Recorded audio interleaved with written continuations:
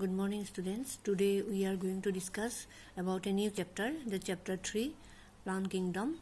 In this chapter, we found that the system of classifications, actually the second chapter we did not yet discussed, but I think the course will continue that chapter, and so I would like to introduce you the chapter 3. First we have to go through the classification. As you know, there are many types of classification, but the most prominent classification that is proposed by Whittaker, W-H-I-T-T-A-K-E-R, in 1969. It is called Five Kingdom Classification. It is the latest classification, and according to this classification, the living organisms are divided into 5 kingdoms. First one is Monera, second one is Protista, third one is Fungi, fourth one is Animalia, and fifth one is Plantae. So who proposed the 5 kingdom classification? It was R.H. Whittaker. And how many kingdoms are there? 5 kingdoms are there. What are those? Monera, Protista, Fungi, Animalia, and Plantae. In this chapter, we are dealing with the plant kingdom. Plant kingdom means the living organisms that are autotrophic. They can produce their own food. They bear chlorophyll. They may be unicellular, multicellular, maybe herbs, maybe climber, maybe tree, etc. So again we discuss about some other types of classification. Here you see the artificial classification, the natural classification, and in the second page there are phylogenetic classification. Then after that, new classification types are evolved. Those are numerical taxonomy, cytotaxonomy, chemotaxonomy, etc. So classification actually arises before the 5 kingdom classification, and at that time Carolus Linnaeus first proposed the artificial system of classification. His classification was based on 2 superficial characters. Those are morphological characters such as habit, color, number, shape of leaves, and was based mainly on vegetative characters or on the androecium structure, that is the male reproductive organ of the flowering plant. Such systems are called artificial systems. So who proposed artificial system of classification? Carolus Linnaeus. He is known as the father of botany, and it is followed by the superficial system of classification. That means by observing morphological means the outside or phenotypic characters. As we see whether the plant is a tree or climber or it is a shrubs or herbs, we can observe by just observing it superficially, and that is called morphological character, and so it is called artificial system. In these systems, the structures, they separated the close related species. What are the defects of these artificial systems? They separate the closely related species since they were based on a few characters.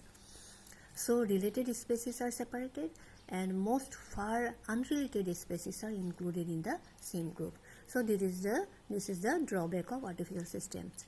Again, the artificial system gave equal weightage to vegetative and sexual characteristics. This is not acceptable since we know that often the vegetative characters are more easily affected by environment.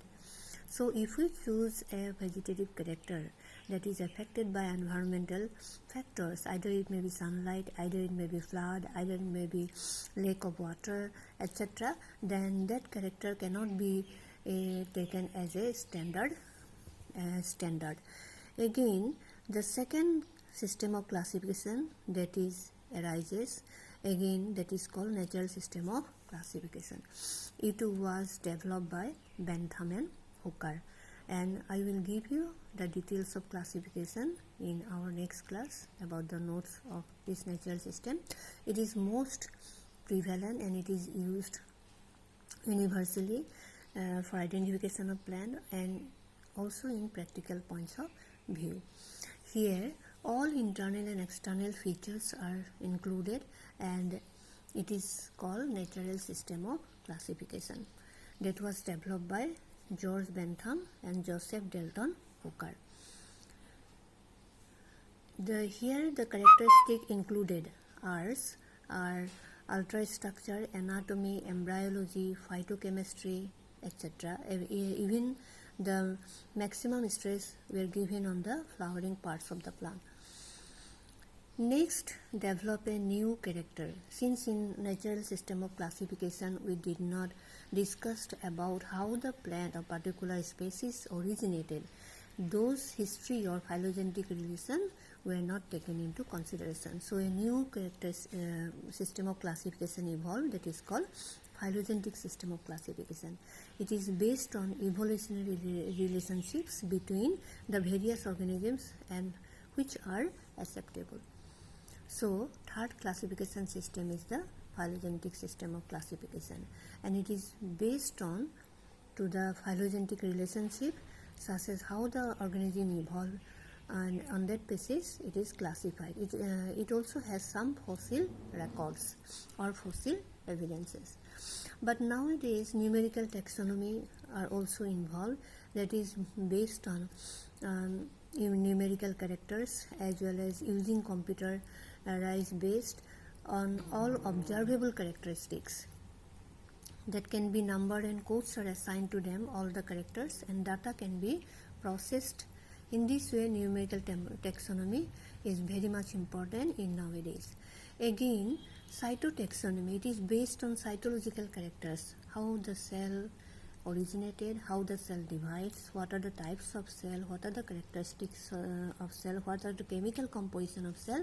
That includes the cytotaxonomy. On that basis also classification can be made. And recently chemotaxonomy, what are the chemical constituents of the plant, what are the reserve food of the plant, what are the